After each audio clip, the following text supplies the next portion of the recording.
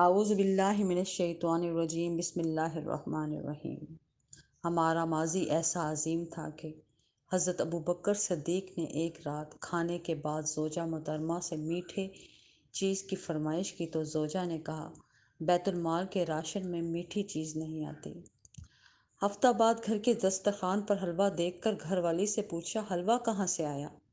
ज़ोजा मोहतरमा ने कहा, जिस दिन आपने मीठे चीज़ के फरमाइश की तो मैंने उस दिन से राशन में मिलने वाले आटे से रोज़ाना एक मुट्ठी आटा अलग करना शुरू किया और आज बाज़ार से खजूर का शीरा मंगवाकर आपके लिए हलवा तैयार किया।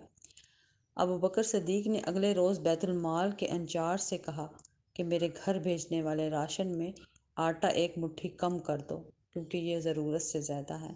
ये थे हमारे हुक्मरान।